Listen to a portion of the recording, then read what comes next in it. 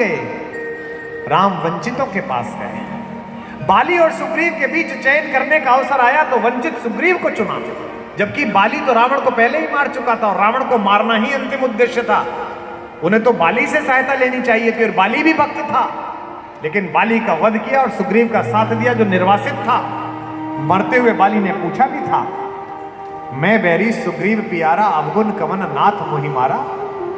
भगवान ने उत्तर भी दिया कि अनुज वधु भगिनी सुतनारी, सुनसठ कन्या समय चारी, इन्हें कुदृष्ट बिलोकई जोई, ताहि हने कछु दोष न होई। शबरी का प्रसंग भी केवल इस सूचना के लिए है, अन्यथा भगवान रास्ता बदल के टेढ़े होकर गए। इसलिए नहीं कि बेर खाना था, इसलिए नहीं कि भूखे थे, इसलिए कि आज से हजारों वर्ष बाद अगर इस देश में कोई पाखंडी, इस देश में कोई तथाकथित ज्ञानी, दिल्ली के किसी मति भ्रमित विश्वविद्यालय से पढ़ा हुआ कोई मूर्ख अगर व्हाट्सएप पर, ट्विटर पर, फेसबुक पर या सार्वजनिक जीवन में बहस करता मिले कि तुम्हारे सांस्कृतिक समाज में जाति प्रथा थी, अगड़े पिछड़े का भेद था, तो उस बदतमीज को बताना कि मर्यादा का सबसे बड़ा हस्ताक्षर मेरा राम अपनी भीलनी मां से मिलने के लिए रास्ता बदल कर गया।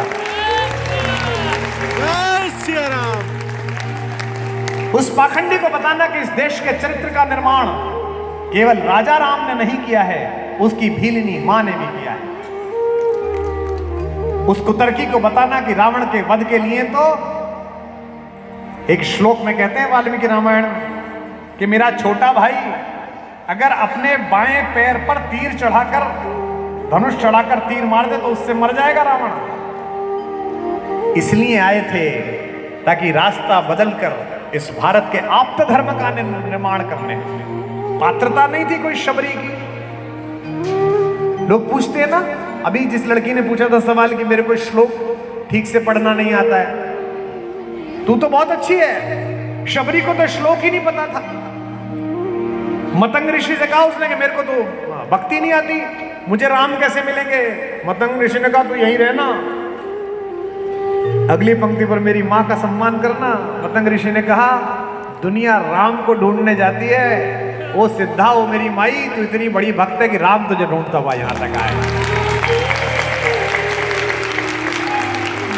हम शास्त्री जी न्यूयॉर्क गए वर्ल्ड पोएट्री कॉन्फ्रेंस में, तो स्पेन की हमें एक कवियत्री मिली क्रिसेंडा मोई। उन्होंने हिंदुस्तान काफी पढ़ रखा था, 3 साल की रिसर्च करके गई थी। मुझसे बोली आपके यहाँ, अंग्रेजी में बोली, उसको तो क्या बोलना है यहाँ, मुझसे बोली आपके यहाँ बड़ी अलग अलग पागलपन की कहानियां हैं। अब मैं राजस्थान में गई थी, वहां एक आपकी कवियत्री है, एक पोइटेस है, वो जहर पिया, उसने बच गई। बताओ जहर पी के कोई बचता है क्या? मीरा ने जहर पिया, हमारे भैया आए हैं, कृष्ण को क्या गाते हैं कन्हैया, मन गदगद हो जाता है। बोले मीरा ने जहर पिया और बच गई, ये संभव ही नहीं है। मैंने उत्तर नहीं दिया, भारत ने उत्तर दिया, क्योंकि मैं भारत की ओर से गया था और विश्व की किसी दूसरी स्त्री ने मेरी मां के ऊपर प्रश्न चिन्ह लगाया था तो उत्तर सटीक होना चाहिए था। मैंने कहा कि एक बार मीरा को जी कर देखो, अगर अंदर से मीरा हो जाओगी तो कन्हैया के भेजे हुए हर विष को आवश्यकता है कि वो अमृत में परिवर्तित हो जाए, उसके लिए बाध्यता है। वह जो राम की भूख है, जो शबरी के द्वार पर बेर मांगती है, वह इस समरसता की भूख है जिसमें हमारे भगवान समरस समाज का निर्माण करते हैं। बड़े ठाकुर शबरी के हाथ से बेर खाते हैं और छोटे ठाकुर सुदामा के हाथ से तंदुल खाते हैं। ये केवल सामान्य घटनाएं नहीं है, ये प्रतीकात्मक घटना है कि समरस भारत के निर्माण से ही सतयुग का आवरण हो सकता है, सतयुग का आगमन हो सकता है। जिस सतयुग की प्रारंभिक भूमिका, जिस रामराज्य की प्रारंभिक भूमिका शास्त्री जी यहाँ से मंच से बोल रहे थे, वो तभी होगा अगर यहाँ बैठे हुए इतने लोग और सुन रहे करोड़ों लोग, तुम में जातिगत अहंकार है कि मेरी बड़ी जाति है, इसकी छोटी जाति है, तो इस पंडाल में बैठना तुम्हारा व्यर्थ है। 3 दिन अपने अपने राम सुनना व्यर्थ है। अगर इसके बाद तुम केवल ये सोच कर गए कि हम राम के बेटे हैं और भारत के रहने वाले हैं, तभी तुम्हारा जीवन सार्थक है, तभी सब कुछ सार्थक है। इसीलिए शबरी से मिलने के लिए गए राम। पथरीली गीली आंखों में, मुझे क्षमा करिएगा मैं भावुक हो जाता हूं, फिर गाने में समस्या पड़ती है। हम दोनों का यही हाल है, रोने लगते हैं।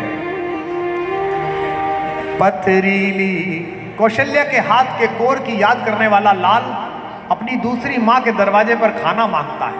आहा, राघवेंद्र सरकार। पथरीली गीली आंखों में भावों की सरयू लहराई, पथरीली गीली आंखों में भावों की सरयू लहराई। जब शबरी की पर्णकुटी में, जब शबरी की पर्णकुटी में अवधि में बोले रघुराई, हमका भूख लगी है माई, हमका भूख लगी है माई, हमका भूख लगी है माई, हमका भूख लगी है माई, हमका भूख लगी है माई।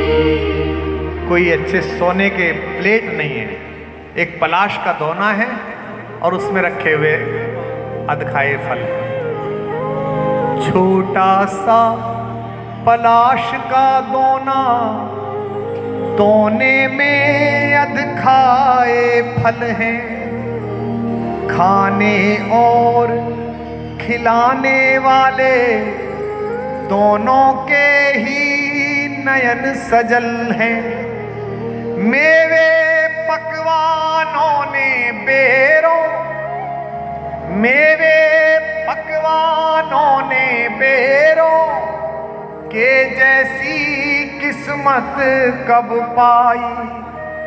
जब शबरी की पर्णकुटी में अवधि में बोले रघुराई, हमका भूख लगी है माई, हमका भूख लगी है माई। गाओ, मांगो माँ से, हमका भूख लगी है माई, हमका भूख लगी है। मन से मांगोगे तो माँ खिलाएगी। हमका भूख लगी है माई, हमका भूख लगी है माई। आज जरा सी पर्णकुटी से कंचन जड़े महल जलते हैं। आज जरा सी पर्णकुटी से कंचन जड़े महल जलते हैं। जंगल के फूलों की माला से सब नील कमल जलते हैं। अगली पंक्ति में जय घोष गूंज जाएगा। एक भीलनी की सेवा से, एक भीलनी की सेवा से भाव विभोर हुई ठकुराई। जब शबरी की पर्णकुटी में अवधि में बोले रघुराई, हमका भूख लगी है माई, हमका भूख लगी है माई। दलितों के घर खाना खाते हैं चुनाव से पहले। अभी आने वाला है चुनाव, फिर खाएंगे रोटी। राजा का एजेंडा ही नहीं है कि दलित के घर खाना खाए। राजा का एजेंडा है कि रात को जब खाना खाए तो टुकड़ा जब मुंह में जा रहा हो तो इस बात की चिंता करे कि इस देश के सभी पिछड़ों ने ऐसा खाना खा लिया कि नहीं खा लिया जैसा मैं खाने जा रहा हूं। कि राम है।